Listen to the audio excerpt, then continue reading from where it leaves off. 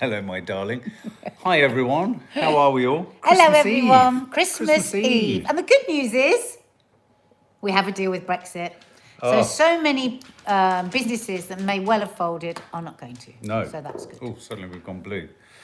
It's just kind of symbolic, isn't it? How are we all? We thought we'd have a little touchstone. It's hard sometimes knowing what to write in the title for these because, of course, mental health is so many things and it's so nuanced and it's so independent and individual and specific and what have you.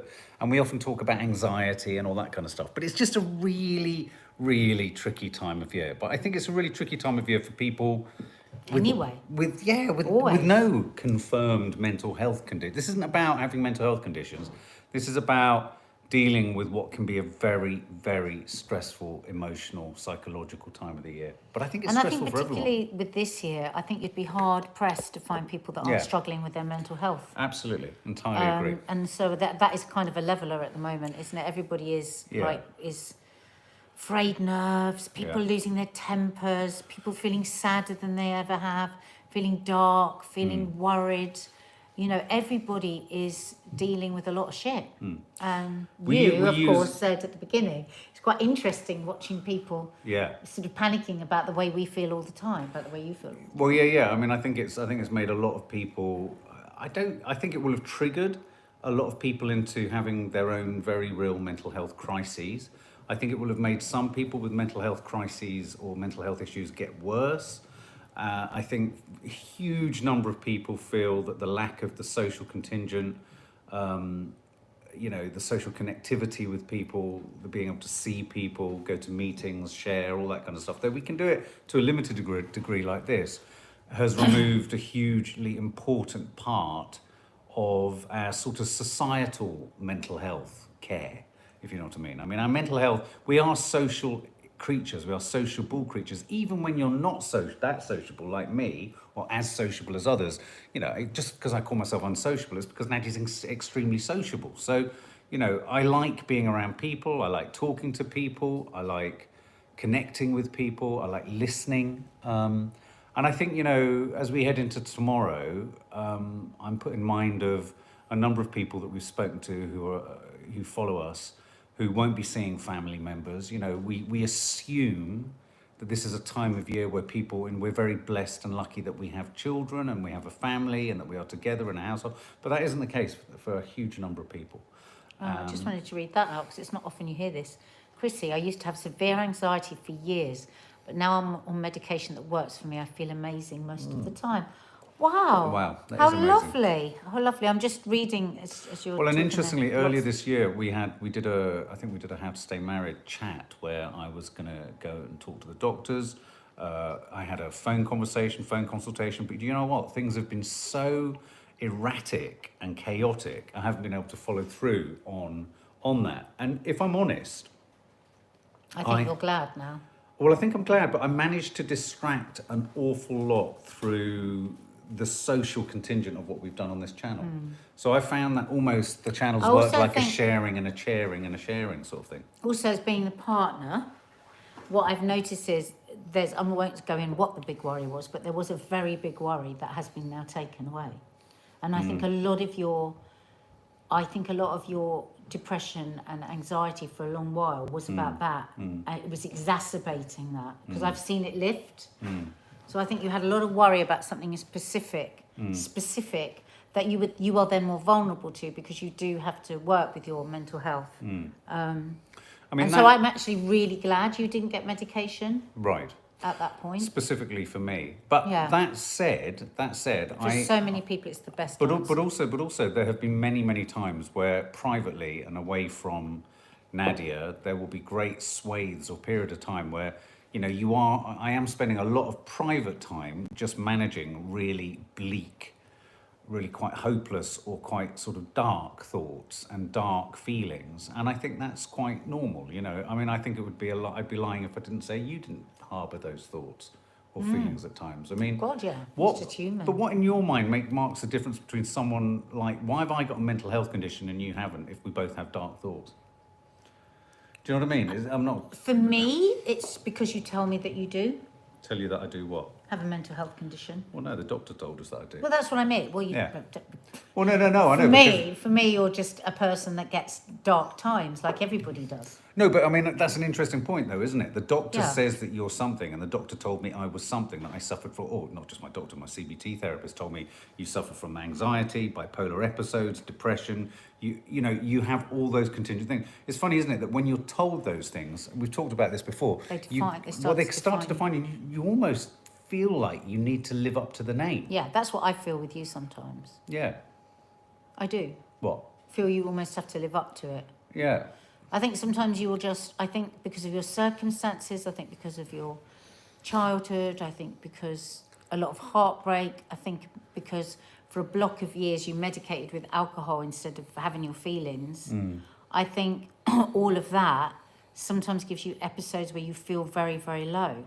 What I have seen for you, now for many other people I've seen that medication works brilliantly, but for you I've never seen that. I've never seen a difference.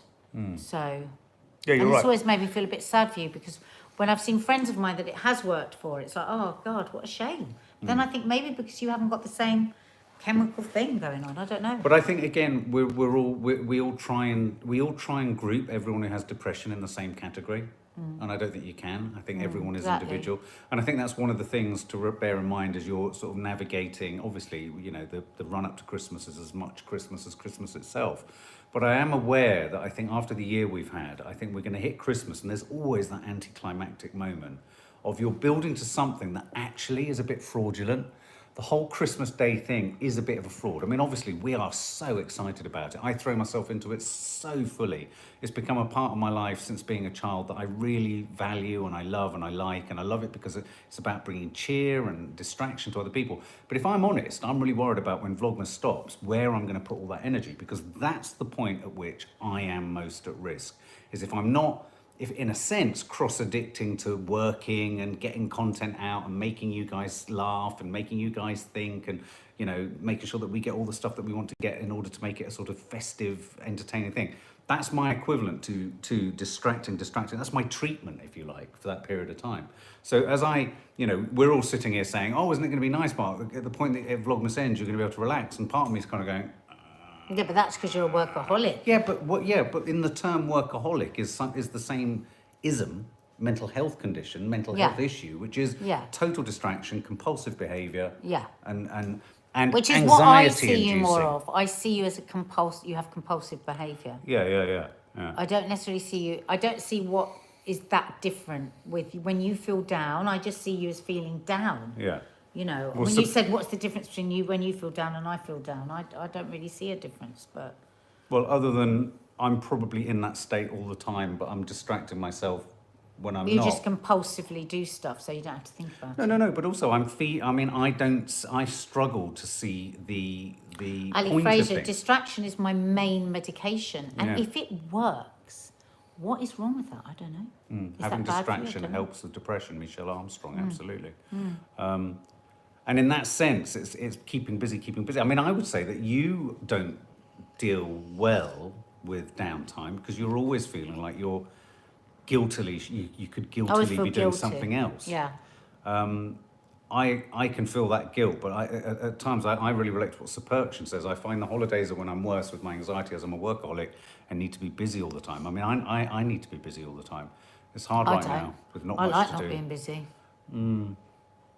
You will be busy, yeah, absolutely. Tina David, that's what I do, try and distract myself. I have trouble stopping. Now, when you have anxious episodes, or like today, I woke up feeling extremely anxious, not just about work and about stuff like that, but about life and about next year and about why any of us are doing what any of the things that we're doing, about the coronavirus, one thing that the coronavirus crisis has thrown up for me is it's kind of made me question the point of a lot of things that we all societally hold dear, which is, all these narratives, all these journeys of kind of, right, well, we work hard to do this, to get that, to be this, to do that, whether it be to get the right grades or to get the right job. And somehow this kind of whole crisis has kind of shown things up to be a bit fragile and sometimes a bit fraudulent. Well, I think because, like your famous line, it's all felt a bit like set dressing. whatever we thought we had can just be whipped away in a second. Like, I mean, just like you always say, what does it take for our economy to be totally destroyed? Yeah, 3 months. Yeah. And so you think, we were talking this morning about this, weren't we? That nearly everything we do is about trying to get to a place of feeling safer. Whether that's to get a better job, whether that's to get more savings, whether everything is about feeling safer.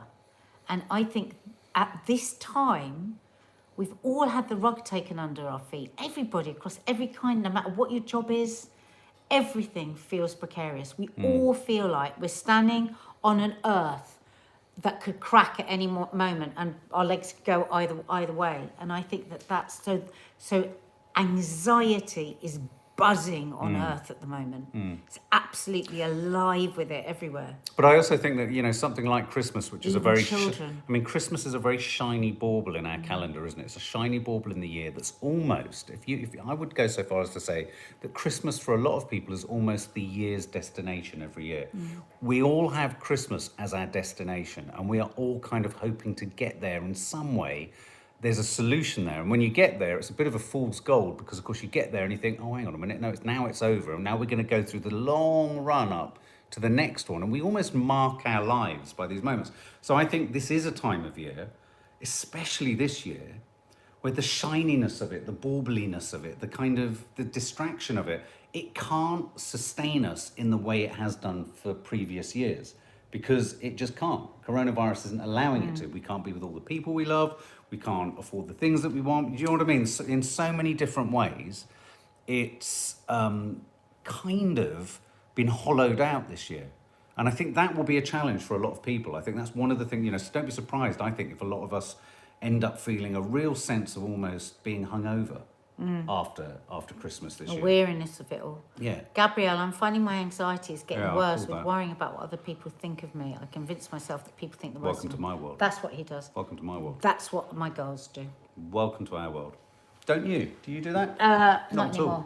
Not anymore. I used to for years, but sorry, I'm just going to get some water. So when people say that, I feel so jealous and envious, because I feel like saying, I wish I could be that cocksure. But, I mean, for one, I know it's really annoying when I say this, my little saying, but there's so much in it. Those that mind don't matter. Those that matter don't mind. If somebody matters to you, then, and you matter to them, it's highly unlikely they're going to judge you for something if your intention was good. So if you, or you were unaware. So if you've actually done something wrong, like, I don't know, you've said something really horrible about somebody behind their back, and then you're worrying about what that person would think of you, well, then that's right to worry about it because you've done something wrong. But if your intention has been good, and you may worry that you've done something wrong, I will go, well, my intention wasn't to do something wrong. And then if somebody wants to judge me for my intention, then that means they're not really good for me, because it means they're trying to see the worst in me. So actually, I don't care what they think. Done9977, why do you not like me at all? It's a great shame. I'm not a bad person. This question often comes up in my mind. Yeah, I mean, I think one of the things that we all do as humans is we compare and contrast. They may very well like We us. compare and contrast ourselves to others, and in the comparing and contrasting, the self-critic, we always come out bottom. Do you know what I mean? I mean, I think for some of us, we always, I mean, it's very unusual if you were to compare and contrast, go, oh God, yeah, I'm better than, do you know what I mean? Better than, worse than, what do people think of me? I mean, someone was just saying that we're going to need this sort of distraction much more, you know, we're going to need you guys, you meaning us, or this kind of thing much more in January. And I've said for a long time, I think We'll be here. coming out of Christmas, I think we're all going to be feeling very strange this time next week. And I think we all need to just be forewarned and forearmed to not be surprised, to ride with it, and to know that we are going to hit the new year, and there are going to be solutions to things further in the year. You know, the biggest thing about anxiety that we often say to the girls to try and help them get out of the funk of feeling anxious, and so I can say it to others, but I struggle with it myself, is the sense of always feeling rushed. Even if it's not being rushed into doing certain things by a certain time, But it's so I can funny, feel isn't like it? I'm being rushed. I'm rushing myself emotionally all the time. So I feel like that's where my anxiety comes Well, from. it's that speed that comes into one of our daughters, I'm not going to say which one, says, everything's going so fast, everything's going so fast. And I said, but you are beating the drum to that. Just slow it down. Yeah. But that is panic. That's the very nature of Yeah. panic. That's the nature of anxiety. So nobody's rushing. So I find with people that have anxiety, say if I were to say to you, oh, let's do this or let's do that, you'll immediately assume you're being rushed into it, where actually you may not be at all. In fact, I think that is just one of the biggest symptoms of anxiety. It's sort of rushing in, this feeling of rushing into things. Well, I do. Like to be prepared, to be on top of things, to try and work out everything that could possibly go wrong so you're ready for it. But it breaks my heart that, because people that do that are never having a good time. Yeah. Because they're not in the moment. They're worrying about, like one of our daughters will often say, oh, but what if I feel this bad tomorrow? Or what if I feel this bad in a week? Or what if I wake up on Friday and I'm tired and I can't be happy? And I'm like, oh my God, well, it's Tuesday.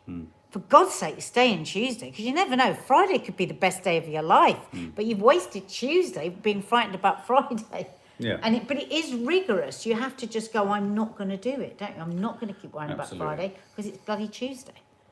Stuart Hannah says depression is really a lack of optimism or something to look forward to. I would say that NADIA says that, see, it's curious, isn't it? It's really interesting to see how your partner, I see myself as really needing to talk to the doctor about some element of support, because I managed to successfully find so many distractions to keep me going that when I actually strip them away and I'm reduced back to, you know, my essential self, I'm at that place of a lack of optimism generally. I can construct optimism for others. I can look at my children's lives and find reasons and purposes for them. I can look at other people's and sort of advise. But then when it comes to myself, what kicks in at that point for me is such a low self-esteem that I cannot even, not be bothered in a sort of lazy way, but I don't see the point or the value in going to the same lengths to find a purpose for myself, because I can see through, and there's an arrogance in this, I assume that it's all so fucking stupid and pointless.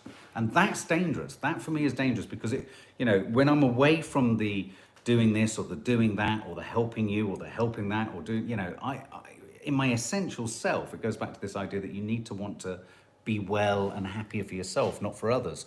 And I struggle when I'm not those things for others. If I've got to do it for myself, I really still struggle. And that's where I feel I need support. And that's why I feel But I feel, being the partner of you, that the very best thing for you is a talking therapy. Because actually, you don't, the drugs for you, and I will always say alongside this, but I've seen them work for many other people. I'm a great believer in antidepressants and anxiety tablets if they're the right one for the right person, but they're not for everybody. And I would say that you seemed even more depressed. No, I wasn't necessarily saying I need to talk to the doctor about taking pills. I need to talk to the doctor about some other strategy, or I need to find some other strategy. You know, I mean, and you know, I've talked before about how AA has worked at times for my addiction, but it works on the addiction side of my personality, which was a symptom of my depression, is one symptom of my depression, if you like. And I can, you know, can look after that in certain ways. But there are other parts of myself, and that bleak center, that bleak, black, tarry center, is always there for me. It's always there for me. I mean, it's not, and that's when, if I, like right now, sitting here now, I do feel like I'm slightly on a precipice, because we're about to finish, we're about to sort of reduce doing what we're doing on the channel for Christmas. Everyone's stopping, everyone's pausing for a bit. And I feel anxious. I feel very anxious about that. Well, can I read Alicia McFell then? Because I think this is really important. Alicia McFell, I know people think mindfulness is a load of pish, but it really can be so effective if you can get your head around it. I learned how to use it properly while sectioned, and it's changed my life. But it's like everything in life, isn't it, Alicia? It's like us with the yoga, you know, we fart about with it a bit. But when we just do it even once, we just feel so much better. And mindfulness, well, meditation and this stuff means, and the thing is, you're enormously disciplined. Like, you'll do 45 minutes every day of Joe Wicks without question. But you wouldn't do 7 minutes working on your mental health with meditation or mindfulness. You just wouldn't give in your mind 7 minutes. You just wouldn't do it. You'd go, no, I've got other stuff to do. No, that is somehow that's self-indulgent. No, that's a waste of time. And yet, I really, really believe. But I don't think that of it. Can I just stress? I don't think that of it for other people. No, God, no. I know you don't. At all. I recognise. But you don't do it for yourself. No, and I'm just wondering how many other people, because I think it's a really good point. Zoe Agnew, that hello. Alicia makes. How are you, darling? I Hi, came off Zoe. my meds as they didn't work for me either, and now use other ways to help me. Meditation has been my game changer with my mental health. Well, there you go. Maybe I should take a leaf out of your book. Well, Zoe. yeah, that's why I'm just thinking with Zoe and with Alicia. I just wonder if many of you here that are listening to this, ask yourself the question, if you are one of the people that said, oh God, mindfulness and meditation cannot help me. Have you ever actually really, really applied it on a daily basis with the real discipline to do it? Because what I see over and over again with people that really struggle with anxiety and unhappiness is this thing of worrying about what everybody else thinks and worrying about the next thing that's going to happen, trying to control everything because of this fear. And mindfulness is simply about being in the present, being in today. If you're really present in today, you're not going to be worrying about what if you're not happy on a Friday. You know, and it's really frustrating because it's not just it's quite a few people in our family that I talk to a lot who suffer from anxiety a lot. And it's amazing when they put it into place how much better they feel. But anxiety comes from a place of fear. Fear comes from a place of uncertainty. And uncertainty comes from a desire to feel a little bit safer. Some of you have said there, yes, some of that is programmed from a young age where you feel a sense of feeling unsafe, and you are hardwired from a young age to kind of seek out or feel nervous about and almost sabotage any security you do have, because there's a familiarity to that feeling of not feeling safe. You're right, Tony, it does. One of the major problems with the crisis that we're in at the moment and the circumstances we find ourselves in collectively is that there is no certainty with that either. And so it's really hard. It's really hard when you look at the outside world and actually uncertainty is what reigns. And in many regards, I'm sure Tim would agree with this, who follows us, one of the tenets of 12-step recovery is powerlessness. You know, if you can accept powerlessness, it's incredibly empowering.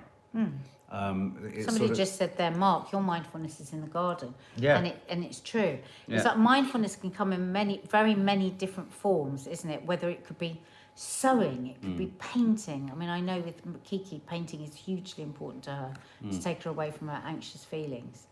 And I think it's like self-soothing in a way, isn't it? It's like, how do you self-soothe? We've talked about this often. Sometimes when you're climbing the wall with anxiety, say, come on, a run or a walk or whatever, it's unbelievable to me. He won't see it in the way that I see it, but like this, from this, like just, stress, just like hating, just filled with self-loathing and just like a state of panic and wanting to just run away from himself. And then say we go to the park and I might take the dogs for what he goes for a run and come back. So it's how you feeling? Yeah, feeling great. He's oblivious. He's forgotten how shit he felt 20 minutes ago. But it's so hard to get up. Now, I know that's really important to always say with this kind of conversation that for lots of people that doesn't work. And for lots of people it can put them under enormous pressure. People with depression that can't actually face even sitting up, to have the guilt of thinking, I should go for a run, I should go. God. I'm not saying that. I'm saying whatever it is that you've noticed helps, just from our lay opinion. When I notice things that help you, and if you're a partner of somebody that suffers, it is just sometimes about reminding that person, isn't it? And one of the really tragic elements of the coronavirus crisis and Christmas as well is that when you're feeling all of these things that Nadia's rightly identified, if you go into the garden or if you change your space, we've talked a lot about changing your environment, changing up your physicality, what you're doing, all that. Mindfulness is another way of doing that. One of the most sort of tried and tested solutions is to reach for a drink or to use other substances to kind of manage it. And one of the problems with anxiety is that I think a lot of people do drink because they're anxious, because it provides short-term relief. And, but the problem with that is it will agitate you further. I mean, Nadia just showed me a clip just before we came on. Someone on Instagram showing footage of their husband last year, drunk, but looking in a state of clear distress. So, he had alcoholic poisoning. Alcoholic poisoning, but all of the comments and all of the context of it was, isn't this funny? And we were both absolutely horrified. I was quite shocked, really. So I think it's really important that we're guarded at Christmas, you know, drinking equals gasoline on fire, Stephen. Absolutely. You know, even if you don't have a drinking problem, do you know what I mean? It's important that you don't just turn to it as a solution. I'm just having to find someone. Oh, here we go. Got it. You know, for many people, being able to have a drink is easy, and it's just a solution. You know, if you can just drink normally and all that kind of stuff. But I've got rid of them, don't worry. But if you have a problem with drinking, or if you find yourself constantly turning to drink as a solution, then you're only going to make the problem worse. Oh, look, there's our Michelle. Hi, Michelle, we miss you. Hi, sweetie. I think one of the hardest things is from the outside, it can look like you're just not helping yourself. Whereas on the inside, at anxiety's peak, you literally forget every coping strategy. Yeah, absolutely right. You've nailed it, Michelle. You've nailed it. I mean, that's it. Yeah, and I think there's that element. I think you sometimes probably as a partner look at me and think, why is he willfully not attending to himself?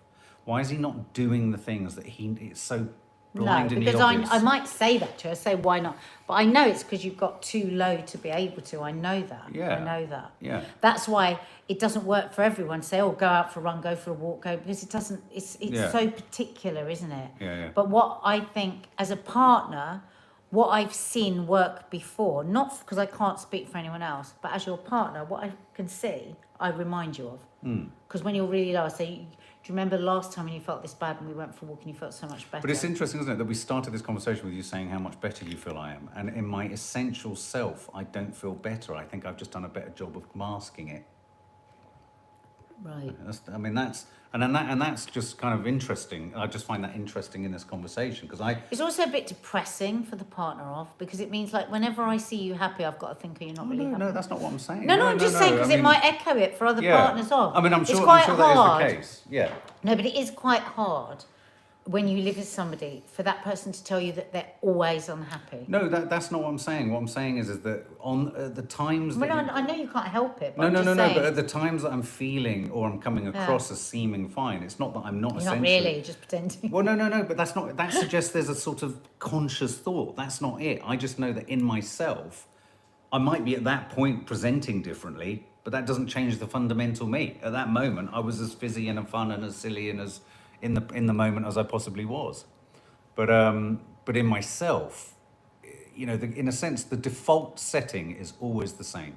The default setting goes back. What I do a better job of at certain times is, say this is your baseline of kind of what you're feeling, and like a skimming stone, you skim up and you keeping yourself up like that. You can even sometimes get higher and higher. So people catch you at this point seeming really high. But actually, it doesn't take an awful lot for you to literally go right back down to there. You've just skimmed yourself high. Debbie Mack, new fan, thank you for talking about this. I'll be on my own tomorrow because I do have depression. Tomorrow is the worst day of the year for me, and it's meant to be the happiest. Can I just challenge that, though? Because one of the girls said this to me. They said, huge pressure. What if I'm not happy on Christmas Day? And I went, well, that's okay. I said, no, but it's supposed to be the happiest day of the year. That's what it's so interesting. Debbie Mack, yeah, that's interesting. And I went, says who? And she said, well, it is. I went, it's not a fact. It's not a fact. And I thought, wow, how many we just assume. Actually, I'll let you into a big secret. I reckon about at least 7 out of 10 people don't think it's the happiest day of the year. I know, I think it's probably the day that highlights and underlines. 7 out of 10 people go, it's exhausting, it's stressful. The expectation, I mean, certainly as a mum, I just feel, and we've got a daughter born on Christmas Day as well, so I feel enormously stressed every Christmas. And it was just my own child saying to me, yeah, but it is the happiest day of the year. With this really serious face. I said, well, listen, if at any point in the day you don't feel it is, let's just go and have a chat about it. Because with any one of us, because we're probably going to go, yeah, no. But that pressure is a thing. Yeah, absolutely. And it's a huge thing. And I think it's the reason why so many families have such fraught times is because there's so much pressure of expectation. Exactly, Pauline. Yeah. Says who? Says who? It's only me. I weirdly feel less anxious this year as people's general expectations of Christmas are less, so I feel less Which is social good, pressure. and that's what we should be learning So from I'm Christmas. enjoying the space to feel how You I know, feel. And we I think, haven't got the presents we would normally have, and we just keep saying, well, it's enough. Yeah. Whatever we've got is enough. And I think it's really important if there's Just gotta if, check there, if the there's turkey. any of you feeling almost guilty that you felt a little bit not Relieved. safer but more relieved about the limitations and the inability for everyone to be going out and all those popular people to be so much more popular, whatever that means, than you or me, and oh my God, I haven't been invited to a party, and oh my God, everyone's out. You know, there's nothing worse than seeing everyone having a cracking time and you're not. You know what I mean? Well, I would question if people even are. I would always question whether cracking people, stuff. but so many people who are having a cracking time are usually so annihilated drunk they won't remember any of it anyway. A lot of people are Yeah. pretending. A quick hello to Claire Smiley. Someone says that you've posted. I haven't seen any of you. I haven't seen your name go up. But Mel Landers, you're saying please give Claire Smiley a hello. Saw her message, wanted to give her a hug. So Claire Smiley, we know you very well. You follow us a lot and comment a lot. So I hope you're okay. Michelle Penny, hello Michelle. Again, I think on our side it's also important to acknowledge that sometimes we're just down and stressed like everyone else, and nothing more serious, as it does put a lot of stress on those supporting us. Yeah, absolutely. So in other words, we're just feeling what other people are feeling. And that's the hard part. That's the hard part, is what is just a normal emotion and what is a symptom of being more mentally, unwell, for want of a better expression. Do you know what I mean? And I think that's one of the dilemmas for anyone who has a mental health condition, is what is real, what is just a natural reaction to a situation, and what is too much, or what is too dark, or what is too deep. And I do think so much of the problem around mental health comes around definitions. I mean, I really do. I think this race by so many people to say you're this, you're that, you're autistic, you're this, it's like, hang on a minute, before we pigeonhole, because all we're trying to do is categorize the uncategorizable. Don't you think categorizations give people safety? No, I think what they, That's what they think. No, but that's what people hope for. No, I think what categorizations end up doing is trying to make the unmanageable manageable, Well, that's what and I they mean. give people false hope. But that's what I mean. But why people want to do it is they think they'll feel safer if they're Yeah. categorised. Well, and also, it helps me. Does it help me to call myself an alcoholic? Not particularly. I don't want to think of myself as an alcoholic. Okay. So does it help me to think that I'm depressed? Well, I don't know. Does it help? Does it help me to know that I'm? To what extent are we all of these things at different times? I mean, I'm sure it comes from a place of wanting to help and wanting to be able to mobilise medical help and all that kind of stuff. But you're right, Diane Sylvester sums it up. Categorising is a blessing and a curse. You're absolutely right. You're absolutely right. Paulie Matthews, I'm just me. I do suffer from mental health, but I'm not a label. Yeah, I mean, it's tricky. Tim Reed. Hi, Tim. The greatest thing about recovery is that you get your feelings back, and the worst thing about recovery is that you get your feelings back. Absolutely. And the other thing to remember is that feelings aren't facts. I think that's another part of anxiety, depression. We are not our feelings. What we feel about something doesn't mean it's the truth of the situation. Do you know what I mean? I love that acronym FEAR, false evidence appearing real. When we're fearful, we're generally projecting our worst negative potential outcomes in a situation, which again you can see why is a real bind when you're in a global pandemic and a lot of our worst kind of anticipations are coming true or could come true. So that's what's tricky. But look, at the end of the day, let yourself off the hook, guys. If tomorrow is a day where you want to feel down, you're allowed to feel down. We shouldn't all feel the pressure of having to be in this great big up place. What we've tried to do on Vlogmas is we've just tried to kind of distract at a time of year and at the end of a year, which has been incredibly tough. But a number of you have responded very sensitively to Nadia, feeling quite sad actually in the last, talked so much. Feeling quite sad in the last Vlogmas. And I think, again, that's why we include that stuff, because it's the truth. It's all right. You don't have to beat to someone else's drum. Beat to your own drum, so long as your own drum isn't hurting anyone else. That's my sense of it. Yeah, it's interesting actually. I'd forgotten I'd filmed that stuff and I don't know what I said. But I meant to say to you, I was going to say to you, you don't necessarily have to put that stuff in that when I was talking about how down I felt. No, a lot of people it really resonated. But it was like, you know, we do Vlogmas, and in that in those times you've seen us row, you've seen us do everything, but you've also seen us very jolly and playful and all those things. But that doesn't mean that every single day we have really low times. We really do. And I think that's what we try and do on this channel, is be grown-ups, in that we don't want to just say everything is shiny and fantastic and neat and tidy and beautiful and perfect and all of that, because what would we be selling to you in a way? Yeah, exactly. A false light. We wouldn't be able to maintain it apart from anything else. We just wouldn't be able to maintain it. Yeah. And it wouldn't interest us. No. Because we don't want to just be one-dimensional with you guys. So, and we hope that when we share that actually we're feeling really shit and really down, it just helps you feel a bit less alone, really. And a surefire fact is we have a gallows sense of humour about our own mental health conditions. My bipolar episodes, the girls say it all the time, that's why you get the insanity and the often irritability that I must present to you on a regular basis when I'm gurning like an absolute moron. Nadia equally, her ADHD, her hoarding, all of that kind of behavioural stuff. I'm not a hoarder, you're a hoarder. No, you are, babe. And, well, no, we know I am, but I mean, you know, what I'm saying is that we have a Did you gallows... just admit to being a hoarder? We have a gallows sense of humour to it. So even in the way we present, that is us. There are good sides to mental health conditions, or being up or being down. Obviously, I'm not going to film myself in a brown study feeling really down and as miserable as I can feel. And I am worried about coming out of Vlogmas that I'm going to hit the skids and become a right old misery guts. But don't worry, I'll keep myself to myself. No, you won't. You'll just be really annoying. But guys, look, it's Christmas Eve. Do you know what? We haven't wrapped a single present. So we better do that. I know, and I've just got to finish the Vlogmas, and it's going to land in about, another troll. Who have we got? What's their name?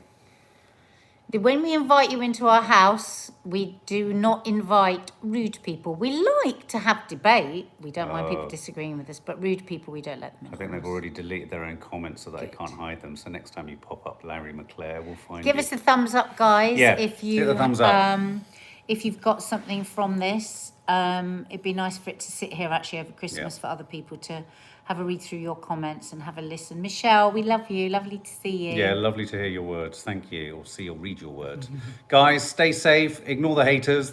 And we can't wait to catch up with you. When? When do we next catch? Oh, tomorrow at some point. And those that mind don't matter. Yeah, and absolutely. those that matter don't mind. Yeah, exactly. Lots of love, guys. Merry See you Christmas. tomorrow. See you tomorrow. Bye. Probably from the attic.